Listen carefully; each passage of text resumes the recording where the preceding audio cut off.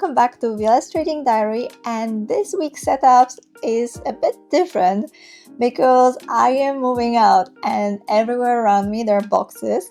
So, well, that means also that this trading week is ending up on Thursday. Tomorrow I'm not gonna trade because we are packing the van and moving.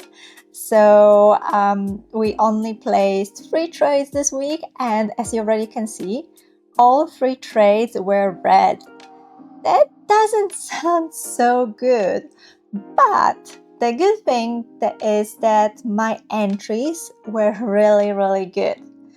But afterwards, my trade management was very bad, as you will see. I very fast got scared of being in a setup and was escaping from it. And though I wasn't escaping so fast, because if we will see the trade duration performance here, we can see that the shortest one was 18 minutes and we had got 2 trades of 39 40 minutes, so that's not such a short trade. But after the first pullback, I was very fast escaping and not letting the price to play out. So let's see what have I done on Monday. And we're having the first loss, which was on gold. So something that I added this week to all the trades is the strategy. So in all of the trades I'm using the trendline break with volume strategy, so you can see if I followed my rules or not. So we will go when I will be explaining the trade if I follow those rules. But let's see first what and why I placed the first trade. So if we even will go to maybe 4-hour time frame to see what gold is doing. So obviously we had got this spike in January, pullback, and then we made that another hill here. And we are kind of running out of fuel, let's say. I think it would be also useful, yes, very useful, to add this trend line here, because we can see that we bounce kind of from this trend line, and here we were starting to climb up. And this is why I was thinking that maybe we should start going up. And here we can see that when I was placing my trade, just before that, couple hours before, we had a break from that big trend line with another point here. Actually, even the trend line is here. And then we break from it, and then we immediately came back and we tested this trend line again here, and it was like, no, we're going up. So this is kind of telling me that we are changing the direction. Also, we had the beautiful 2 touch point trend line break. And in the meantime, also, obviously, we need to adjust now this trend line. So here is the point B of that trend line. And here we can see that with the direction of the trade is changing. So if I will find arrow path, so we were going here down, and then we started to create the higher high, higher low, and higher high.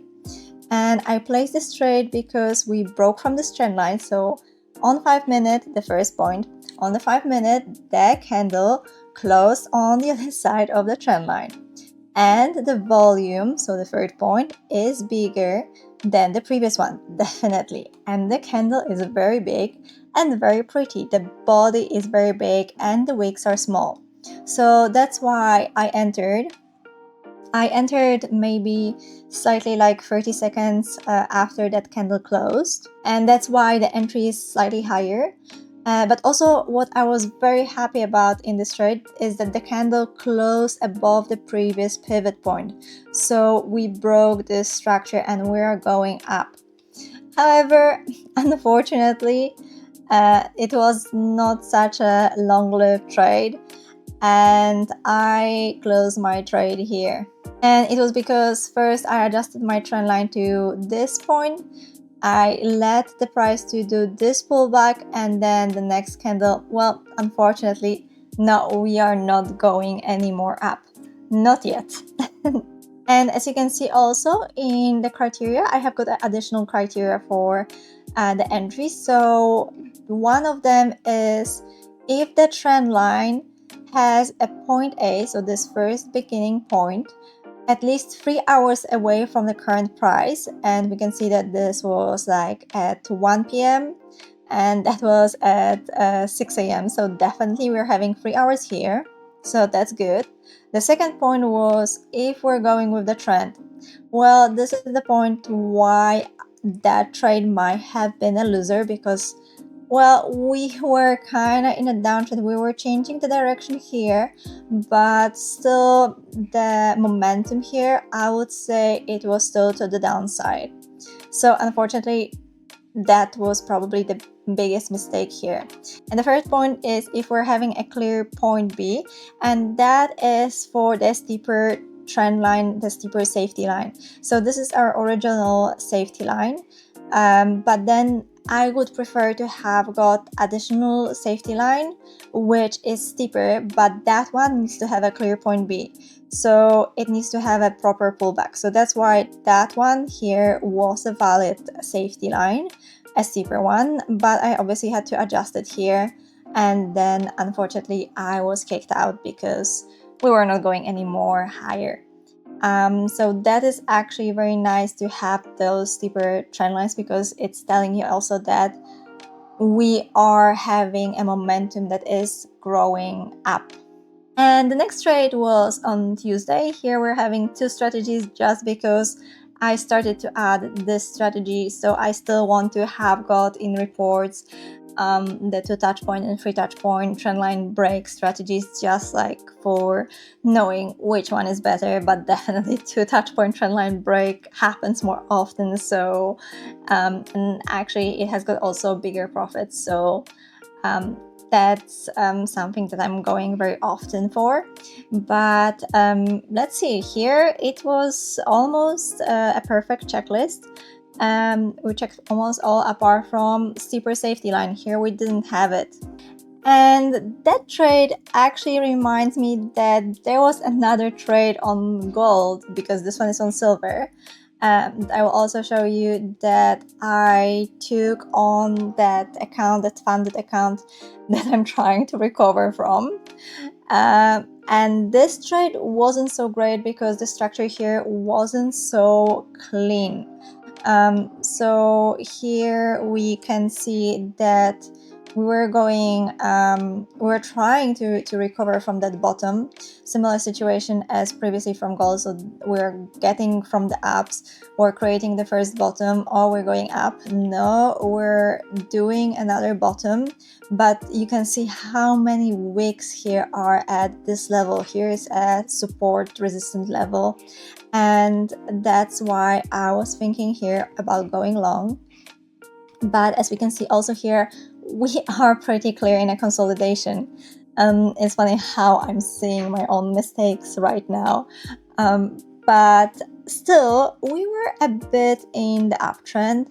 So again, if we will, with the path tool here, so here was like one wick to the bottom, second wick to the bottom. Here we created third one, and this was our bottom, and we started to create higher highs.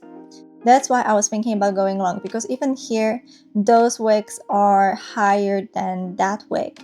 And again, a perfect entry.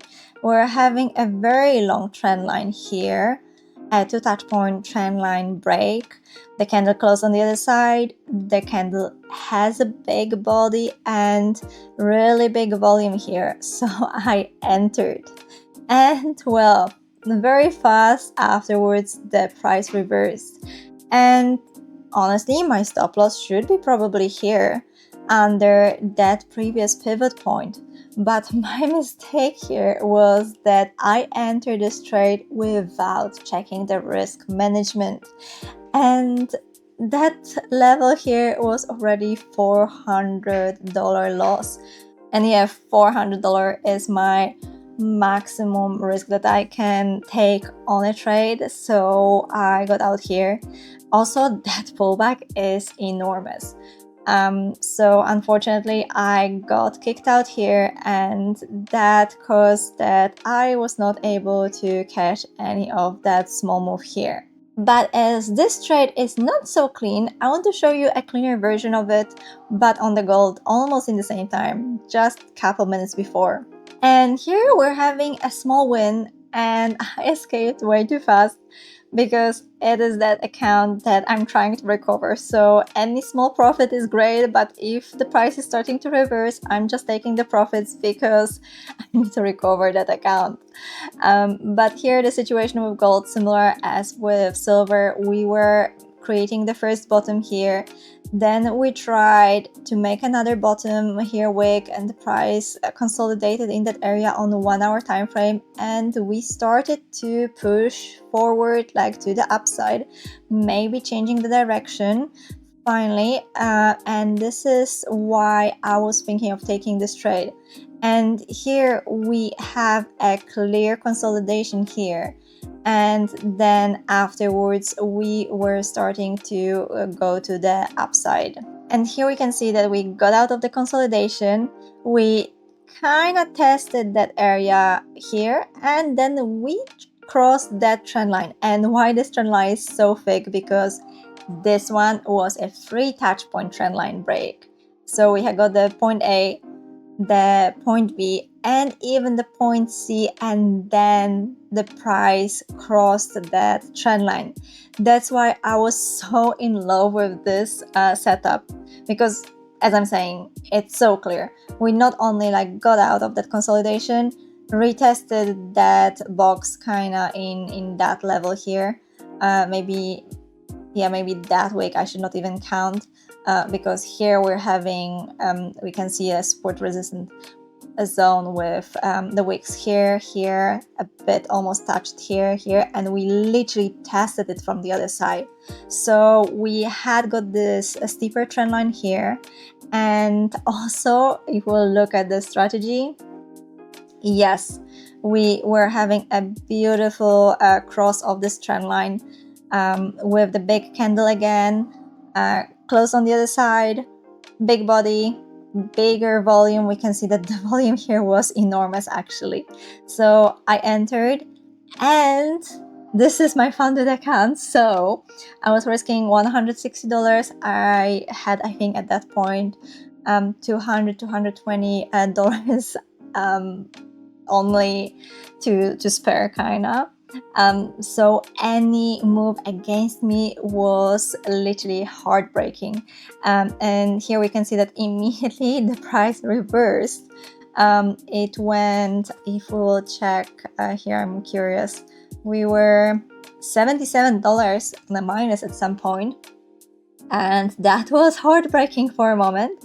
And then finally we pushed forward up here, and I closed on that candle, because as we can see, the price here made a top, and then it started to reverse, and I was like, nope, I'm just taking my profits, and I am happy with just $52.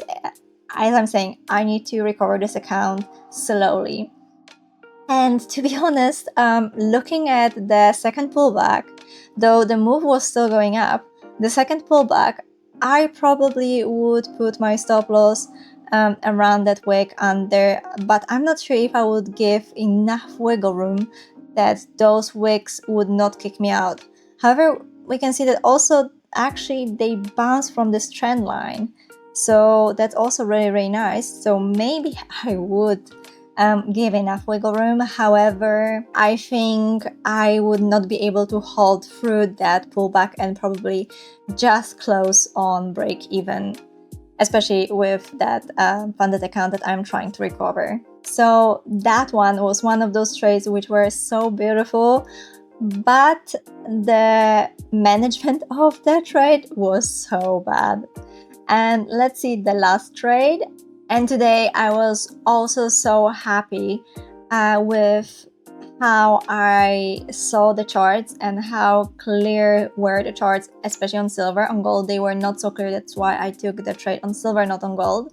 But on Wednesday, why I didn't take a trade, because, well, that whole move, there was no clear pullback here that I could catch any of this move, and it was an amazing move. And well, the same one happened here today.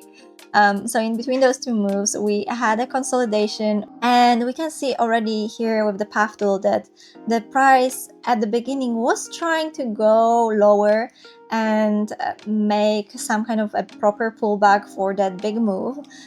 However, afterwards it came almost to the tops and then kind of stayed at that area, and still it was creating the higher lows all the time, because this is the higher low, higher low, higher low, another higher low. And why I took the trade is at the beginning I was thinking here about taking this trade because it was almost a bounce. Also here we're having the round number of $78, and already here when the price was bouncing from that $78 level, it was almost a bounce from the longer trend line. I was thinking about taking the trade, but as you remember, I'm trying not to take any more bounces. So here, I took a trade on the trend line, which does not have, I think, actually it has got only 2 hours of wait, so it doesn't have got 3 hours of data behind it. So that point is not checked. And also because it's kind of bounced, we don't have a clear point B, but definitely I was trying to go with the trend.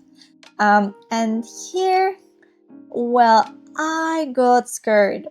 I knew that obviously I could risk maximum $400, and with that candle, when I entered, I exactly had got $400 to the bottoms of those candles, so I took this trade.